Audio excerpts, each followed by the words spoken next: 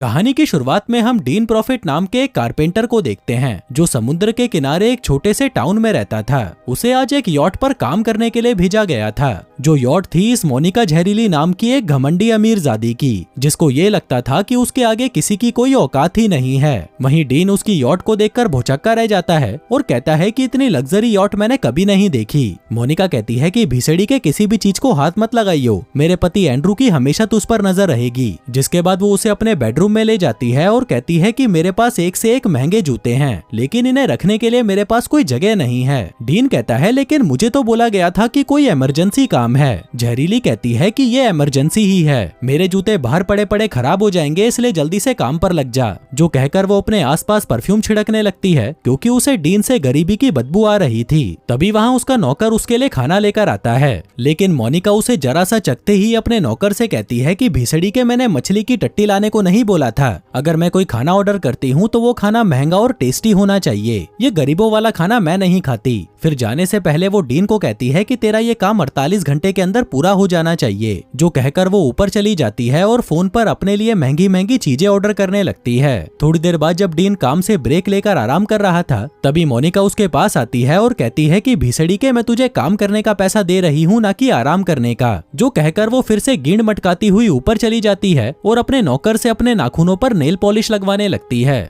वहीं पर हम इसके हस्बैंड एंड्रू को देखते हैं जो कि एक नंबर का चूतिया आदमी था। वो सिर्फ मोनिका की दौलत पर ऐश करता था और अपने अजीबोगरीब शौक पूरे करता रहता था। हालांकि मोनिका उसे भी अपने नौकर की तरह ही रखती थी। खैर अब 2 दिनों की गींड तोड़ मेहनत के बाद डीन उसके लिए एक बढ़िया सा शू रैक तैयार कर देता है, लेकिन मोनिका जहरीली उसे देखते ही गुस्सा हो जाती है और कहती है कि तूने ये क्या बवासीर बना दिया है, मुझे तो ये बिल्कुल पसंद नहीं आया। डीन कहता है कि मैंने दिन रात मेहनत करके इसे बनाया है, तुम मुझे मेरे पैसे दे दो, मैं यहाँ से जा रहा हूँ। मोनिका कहती है कि कौन से पैसे, तुम्हें इसका कोई पैसा नहीं मिलेगा। जो सुनकर डीन गुस्सा हो जाता है और उसे गालियां बकने लगता है। कहता है कि साली मुझे मेरा पैसा दे, नहीं तो तेरी गींड तोड़ दूंगा। मोनिका कहती है कि मुझे तुम्हारा काम बिल्कुल पसंद नहीं आया। डीन कहता है कि साली तुझे कोई भी काम पसंद कैसे आ सकता है, तू तो अपने पति को भी पसंद नहीं करती क्योंकि उसका सामान सिर्फ 2 इंच का है। तू बस एक घमंडी रईस जाती है जो दिन भर अपने नौकरों पर हुक्म चलाती रहती है। वहीं नीचे डीन की बात सुनकर सभी नौकर तालियां बजाने लगते हैं क्योंकि वो एकदम सही बोल रहा था। लेकिन तभी मोनिका जहरीली भी गुस्से से भड़क जाती है और डीन को धक्का देकर यॉट से नीचे गिरा देती है। डीन चिल्लाने लगता है कि साली मुझे मेरा पैसा दे, लेकिन मोनिका कैप्टन को यॉट आगे बढ़ाने को कहती है और डीन के सारे औजार पानी में फेंककर वहां से निकल लेती है।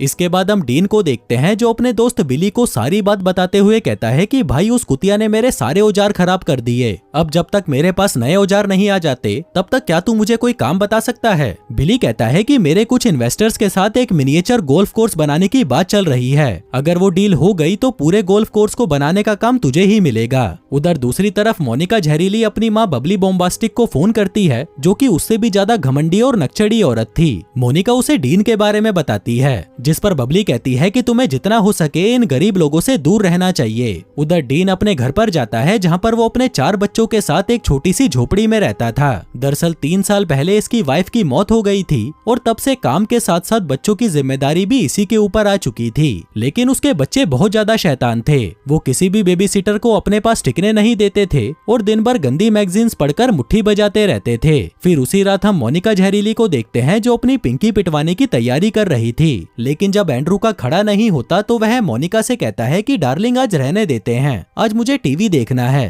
तभी मोनिका अपना हाथ देखती है तो उसे याद आता है कि आज डीन के साथ लड़ाई करते वक्त उसकी अंगूठी ऊपर ही रह गई थी। वो एंड्रू को अंगूठी लाने के लिए कहती है लेकिन वो उसे मना कर देता है, इसलिए वो खुद ही अंगूठी लेने ऊपर चली जाती है। लेकिन जैसे ही मोनिका उस अंगूठी को उठाने लगती है तभी उसका पैर फिसलता है और वो लड़खड़ाते हुए यॉट से नीचे गिर जाती है। वो मदद के लिए जोर जोर से चिल्लाती है कि भीसड़ी वालों कोई तो मदद करो, लेकिन उसकी आवाज पर कोई भी ध्यान नहीं देता। उसके पति को लगता है कि शायद उसे अंगूठी नहीं मिली इसलिए वो गुस्से में चिल्ला रही है, इसलिए वो टीवी की वॉल्यूम तेज कर देता है और सोने चला जाता है। लेकिन फिर अगली सुबह वो जैसे ही अपनी पत्नी की फोटो न्यूज चैनल पर देखता है तो उसकी फटकर 464 हो जाती है, जहां न्यूज में बताया जा रहा था कि ये औरत मछुआरों को समुद्र में बेहोश पड़ी हुई मिली थी, लेकिन सर पर चोट लगने की वजह से उसकी याददाश्त जा चुकी है, यहाँ तक कि उसे अपना नाम भी याद नहीं है। तभी एक मछुआरा बताता है कि मुझे ये औरत समुद्र के किनारे नंगी पड़ी हुई मिली थी। अब एंड्रू ये न्यूज देखकर सीधा मोनिका के हॉस्पिटल जाता है, लेकिन वहाँ पर वो देखता है कि ये गेंड मरी की अभी भी अपनी हरकतों से बाज नहीं आ रही थी। वो डॉक्टर से कहती है कि साले टकले, तूने मुझे किन गरीबों के बीच में सुला दिया, मुझे मेरा एक पर्सनल रूम और 2-4 नौकर चाहिए। जिसकी ये हरकतें देखकर एंड्रू उसे पहचानने से ही मना कर देता है। कहता है कि इससे अच्छा मौका मुझे फिर नहीं मिलेगा इससे पीछा छुड़ाने का।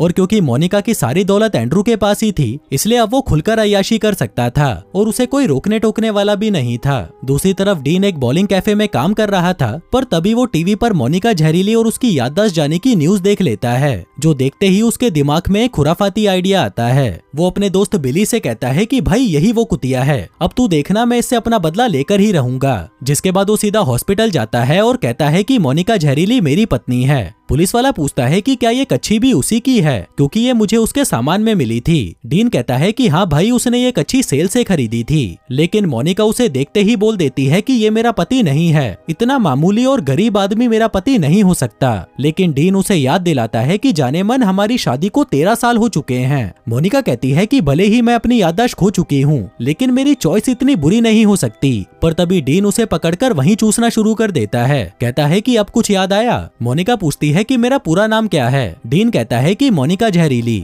वो कहती है कि ये कैसा नाम है, चल ये बता हम कहाँ पर मिले थे। डीन कहता है कि हम एक पार्टी में मिले थे जब तुम नेवी में थी। लेकिन मोनिका अभी भी उसे पहचान नहीं पा रही थी। कहती है कि मुझे कोई प्रूफ चाहिए। तभी पुलिस ऑफिसर भी कहता है कि शायद हमें पहले वेरिफिकेशन कर लेना चाहिए, ताकि ये कंफर्म हो जाए कि मोनिका आपकी ही पत्नी है। जिस पर डीन कहता है कि मोनिका की गिंड पर एक छोटा सा तिल है, जो उसने उस वक्त देखा था जब वो यॉट पर नंगी होकर लेटी हुई थी, जिसको जब मोनिका चेक करती है तो वह सच में वहीं पर होता है। जिससे ये कंफर्म हो जाता है कि मोनिका ही डीन की पत्नी है और वो उसे डीन के साथ भेज देते हैं। अब डीन उसे अपने खटारा से मिनी ट्रक के पीछे पटक कर अपने घर ले जाने लगता है। मोनिका पूछती है कि हम समुद्र के पास क्यों नहीं रहते, जिस पर डीन कहता है कि तुम ही समुद्र से दूर शांति में रहना चाहती थी। फिर थोड़ी देर बाद वो दोनों घर पहुंच जाते हैं, लेकिन अपना घर देखते ही मोनिका की फटकर 464 हो जाती है। कहती है कि नहीं, ऐसा नहीं हो सकता, मैं इस कबाड़ खाने में कैसे रह सकती हूँ। फिर वो उसे घर के अंदर लेकर आता है और पूरा घर दिखाता है, जो कि बहुत ही खस्ता हालत में था। जिसके बाद वो उसे अपने बच्चों से मिलवाता है, जिसको उसने पहले से ही ट्रेन कर रखा था, जो मोनिका को देखते ही रोने लगते हैं। कहते हैं कि मॉम, हमें आपकी बहुत याद आई। मोनिका कहती है कि मुझे तो याद भी नहीं, हमारे कोई बच्चे भी थे, वो भी 3-3। डीन कहता है कि जाने मन 3 नहीं 4, तुम जो को कैसे भूल सकती हो। फिर थोड़ी देर बाद वो डीन की मरी हुई वाइफ के कपड़े पहनकर बाहर आती है और उससे पूछती है कि मेरे कपड़े इतने बड़े क्यों हैं। जिस पर डीन कहता है कि जाने मन तुम पहले बहुत मोटी और नाटी हुआ करती थी, लेकिन फिर तुमने अपना वजन कम कर लिया और मस्त माल लगने लगी। फिर वो उसे उसके 4 बच्चों के नाम बताता है। कहता है कि इनमें से 2 जुड़वा बच्चे हमेशा लड़ते रहते हैं, ये वाला गंदी गंदी मैगजीन्स पढ़ता रहता है और ये छोटा वाला बस चुपचाप एक कोने में बैठा रहता है। मोनिका पूछती है कि मैंने इतने सारे बच्चे क्यों पैदा करे। डीन कहता है क्योंकि तुम हमेशा बिना गुब्बारे के अपनी पिंकी पिटवाया करती थी। मोनिका पूछती है कि मेरे मॉम डैड कहाँ पर हैं। डीन कहता है कि वो तो 2 साल पहले ही मर चुके हैं। जो सुनकर मोनिका रोने लगती है कि ऐसे कैसे हो सकता है, मुझे तो उनके बारे में कुछ याद भी नहीं है। तभी डीन कहता है कि डॉक्टर ने बोला था कि तुम जितना घर के कामों में अपना मन लगाओगी, उतनी ही जल्दी तुम्हारी याददाश्त वापस आने के चांस हैं। जो कहकर वो उससे अपने घर के सारे काम करवाने लगता है। लेकिन वही मोनिका, जिसने आज तक पानी भी गर्म नहीं किया था, वो भला खाना क्या ही बना पाती। उसे तो ये भी नहीं पता था कि गैस कैसे चालू करते हैं, इसलिए वो सब कुछ गड़बड़ कर देती है। ऊपर से उसके बच्चों ने उसका जीना हराम अलग से कर रखा था। फिर रात को डीन बाहर जाने लगता है तो मोनिका जहरीली उससे पूछती है कि तुम मुझे अकेला छोड़कर कहाँ जा रहे हो। जिस पर डीन उसे बड़े एटीट्यूड के साथ जवाब देता है कि एक मर्द कहाँ जाता है, क्या करता है, ये सब कुछ जानना तुम्हारे लिए जरूरी नहीं है। मोनिका पूछती है कि तुम कब तक आओगे। वो कहता है कि जब मैं पीकर भंड हो जाऊंगा तो खुद ही वापस आ जाऊंगा। जिसके बाद वो सीधा बॉलिंग क्लब जाता है और वहाँ पर बिली के साथ दारू पीने लगता है। बिली उससे पूछता है कि तू उसके साथ ये कब तक करने वाला है। डीन कहता है कि जब तक मैं अपना बदला नहीं ले लेता।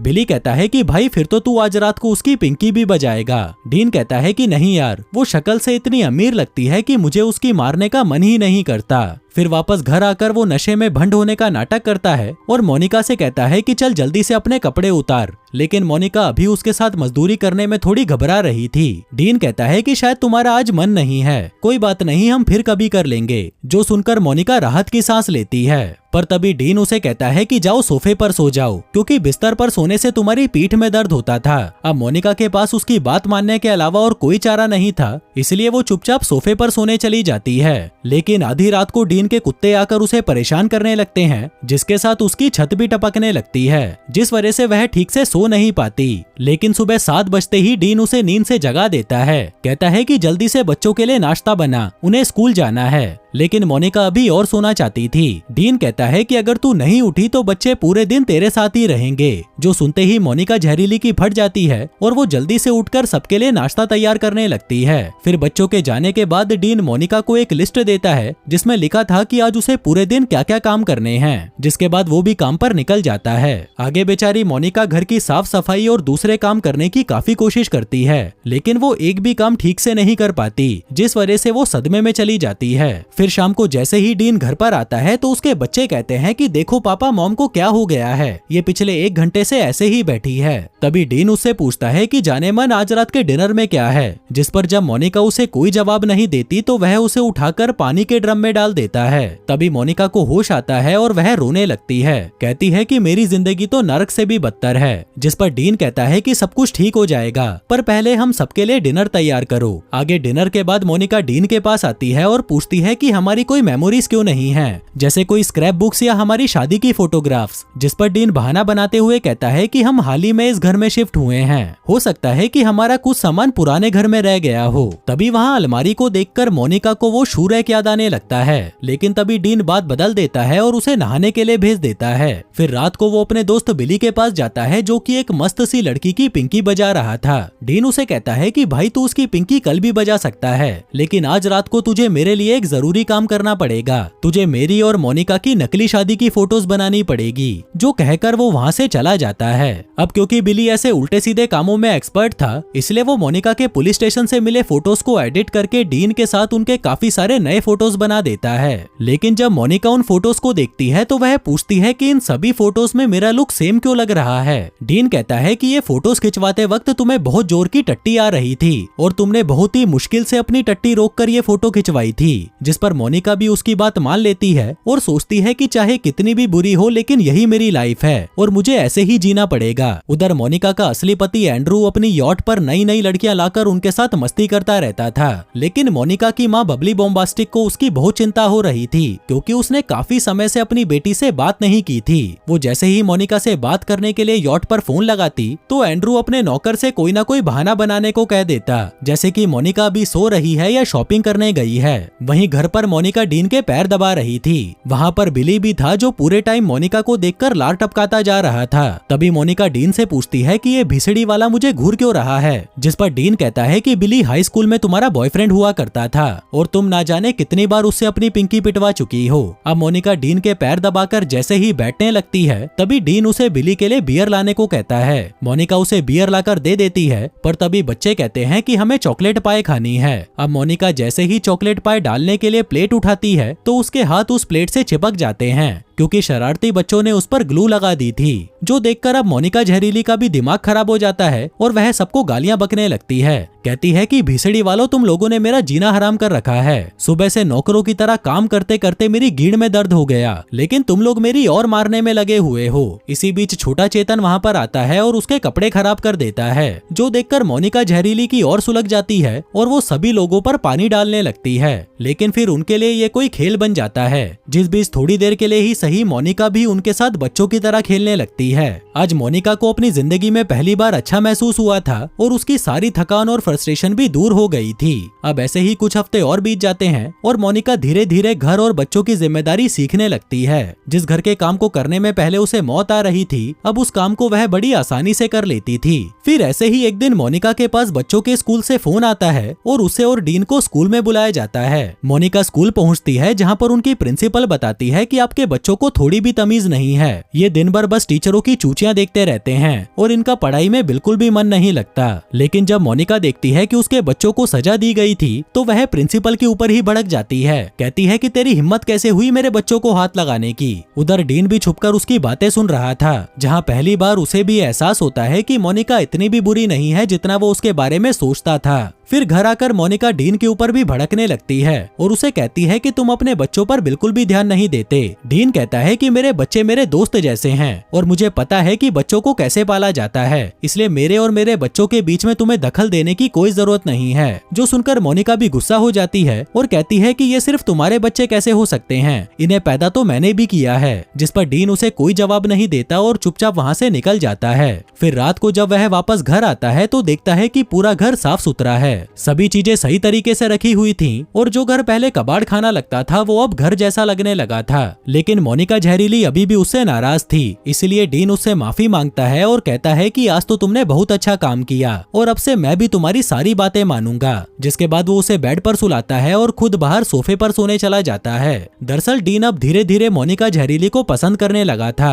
वहीं मोनिका को भी अपने परिवार के साथ वक्त बिताना बहुत अच्छा लगता था और वो भी अब धीरे धीरे उनके जैसी ही बनती जा रही थी। फिर एक रात डीन मोनिका से कहकर जाता है कि मैं अपने दोस्तों के साथ बॉलिंग करने जा रहा हूँ, लेकिन वह अपनी बॉलिंग किट घर पर ही भूल गया था। तो मोनिका उसे देने के लिए बॉलिंग क्लब जाती है, लेकिन वहाँ जाकर उसे पता चलता है कि डीन तो यहाँ पर आया ही नहीं। अब वो वापस घर जा रही होती है कि तभी वो वहाँ पर डीन को देखती है जो गधा मजदूरी का काम कर रहा था, जो देखकर वह समझ जाती है कि डीन रोज रात को यहीं पर काम करता है ताकि वह अपना घर चलाने के लिए कुछ एक्स्ट्रा पैसे कमा सके। अब ये देखकर मोनिका के दिल में डीन के लिए प्यार और रिस्पेक्ट की फीलिंग आ गई थी, इसलिए अगले दिन से वह उससे बहुत अच्छे से बात करती है। फिर एक दिन बीबीक्यू के दौरान मोनिका डीन और बिली से कहती है कि तुम लोग अपनी खाली पड़ी जमीन पर एक छोटा सा अम्यूजमेंट पार्क बनाकर अच्छी खासी कमाई कर सकते हो। डीन को उसका ये आइडिया बहुत अच्छा लगता है और वो मोनिका को ही उनके लिए कुछ डिजाइन बनाने को कहता है। अब मोनिका दिन रात मेहनत करके अम्यूजमेंट पार्क के लिए कुछ डिजाइन तैयार करती है, जिनको डीन जब अपने इन्वेस्टर्स को दिखाता है तो उन्हें भी वह डिजाइन बहुत पसंद आते हैं और वो उसे अम्यूजमेंट पार्क बनाने की फंडिंग दे भी देते हैं। फिर रात को घर आकर डीन जब मोनिका को ये खुशखबरी देता है तो वह खुशी के मारे उससे लिपट पड़ती है। फिर अगले दिन बिली और डीन अम्यूजमेंट पार्क के काम में लग जाते हैं, जबकि घर पर मोनिका घर के काम के साथ साथ बच्चों को भी पढ़ाने लगती है, जिस वजह से एग्जाम में बच्चे जहां पहले फेल हुआ करते थे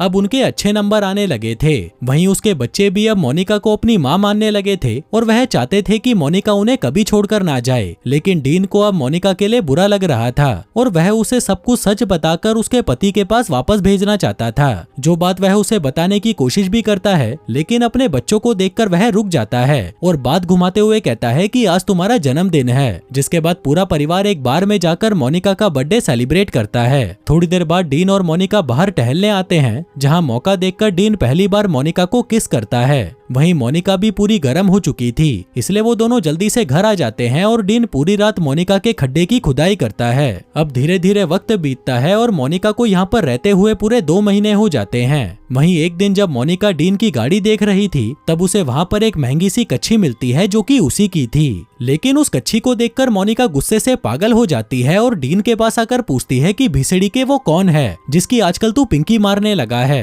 डीन कहता है कि जाने मन कोई नहीं है। मोनिका कहती है कि मुझसे झूठ मत बोल, सच सच बता तू उससे प्यार करता है या सिर्फ उसकी पिंकी मारता है। जिस पर डीन उसे फाइनली सच बता ही देता है। कहता है कि तुम मेरी वाइफ नहीं हो और ना ही वो तुम्हारे बच्चे हैं। तुम्हारी याददाश्त चली गई थी इसलिए मैंने मौका देखकर तुम्हें अपनी वाइफ बना लिया। लेकिन मोनिका को उसकी बातों पर यकीन नहीं होता। उसे लगता है कि शायद डीन अपना अफेयर छुपाने के लिए कोई बहाना बना रहा है, पर डीन कहता है कि मैं सच बोल रहा हूँ, यकीन नहीं होता तो मेरे बच्चों से पूछ लो। लेकिन तभी बच्चे भी कह देते हैं कि मोनिका जहरीली ही हमारी मॉम है, जो सुनकर डीन उन पर चिल्लाने लगता है। पर तभी मोनिका उसे कहती है कि तुम मेरे बच्चों को डराकर अपनी हरकतें छुपा नहीं सकते। तभी बिली वहाँ पर आता है और मोनिका के हाथ में वो कच्छी देखकर कहता है कि ये तो मेरी बंदी की है। दरअसल पिछले हफ्ते में अपनी बंदी को डीन की कार में बजा रहा था, तो शायद वो अपनी कच्छी यहीं पर भूल गई होगी। तभी डीन वहाँ पर आता है और बिली से कहता है कि भाई तू ये क्यों कर रहा है। जिस पर मोनिका उससे कहती है कि अब और नाटक मत करो, मुझे पता चल गया है कि तुम सिर्फ मुझसे ही प्यार करते हो और उस पर शक करने के लिए उससे माफी मांगती है। फिर अगले दिन उनके अम्यूजमेंट पार्क की ओपनिंग होती है, जहाँ पर डीन पार्क के डिजाइन बनाने का सारा क्रेडिट मोनिका को देता है और सबके सामने उससे अपने प्यार का इजहार करते हुए कहता है कि जाने मन मैं हमेशा तुम्हारे साथ रहना चाहता हूँ। जो कहकर वो उसे वहीं पर पकड़कर चूसने लगता है और फिर उसे अपनी लाई हुई अंगूठी पहना देता है, क्योंकि मोनिका उससे काफी टाइम से एक वेडिंग रिंग मांग रही थी। अब उनका पूरा परिवार बहुत खुश था, लेकिन जैसे ही वो लोग घर पर आते हैं तो देखते हैं कि एंड्रू वहाँ पर उनका इंतजार कर रहा था। दरअसल पिछले 2 महीनों से एंड्रू मोनिका की माँ को कोई ना कोई बहाना बनाकर टाल रहा था, लेकिन जब बबली बॉम्बास्टिक उसे धमकी देती है कि अगर अगले हफ्ते तक मेरी बेटी की मुझसे बात नहीं हुई तो मैं तेरी गांड में ताबूत डाल दूंगी, जो सुनते ही एंड्रू की फट जाती है और वह मोनिका को वापस लाने के लिए डीन के घर तक पहुंच जाता है।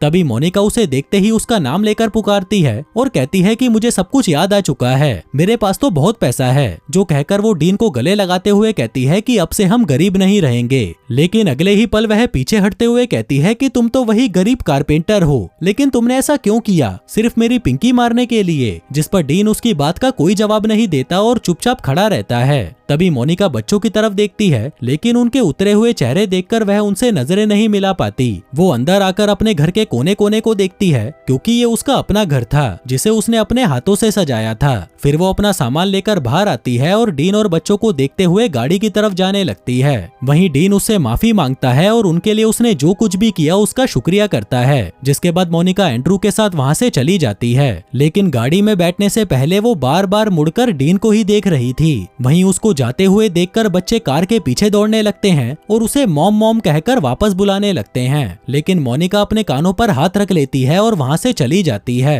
थोड़ी देर बाद वो वापस अपने यॉट पर आती है और महंगे महंगे कपड़े पहनकर फिर से पहले जैसी घमंडी मोनिका बनने की कोशिश करती है, लेकिन वो ऐसा कर नहीं पाती। वो ना तो पहले की तरह अपने नौकरों को डांटती है और ना ही फालतू के नखरे झाड़ती है। उसने तो सिगरेट और दारू पीना भी छोड़ दिया था और बस सस्ती वाली बियर पीती थी, जो देखकर बबली बॉम्बास्टिक को उसकी चिंता होने लगती है। उसे लगता है कि शायद मेरी बेटी अभी पूरी तरह ठीक नहीं हो पाई। उधर घर पर डीन का किसी भी काम में मन नहीं लग रहा था, जबकि बच्चे तो अपनी मॉम को वापस लाने का प्लान भी बना रहे थे। पर तभी डीन उनसे कहता है कि मोनिका तुम्हारी मॉम नहीं है, वो तो मुझसे बहुत नफरत करती है, ऊपर से वो इतनी पैसे वाली होकर हम फकीरों के साथ क्यों ही रहना चाहेगी। इधर मोनिका अपनी मॉम और एंड्रू के साथ रहने की बजाय अपने नौकरों के साथ खाना खाती है और अपने एक नौकर से माफी मांगते हुए कहती है कि तुमने मेरे लिए इतना सब कुछ किया, लेकिन फिर भी मैं तुम्हें हमेशा डांटती रहती थी, मैंने तो तुम्हें कभी थैंक यू भी नहीं कहा। जो बात सुनकर उसका नौकर भी हैरान रह जाता है कि आज इसे अचानक क्या हो गया। फिर उसी रात मोनिका को नींद नहीं आ रही थी और वह सोच रही थी कि आखिर उसे कैसी जिंदगी चाहिए। तभी वो अचानक से उठ खड़ी होती है और कैप्टन के पास जाकर उसे यॉट को वापस मोड़ने के लिए कहती है, जहाँ कैप्टन के पूछने पर वो बताती है कि मैं वापस घर जा रही हूँ। फिर अगली सुबह जब एंड्रू यॉट को उल्टी दिशा में जाते हुए देखता है तो वह मोनिका से पूछता है कि हम गलत क्यों जा रहे हैं, जिस पर मोनिका कहती है कि मैं वापस डीन के पास जा रही हूँ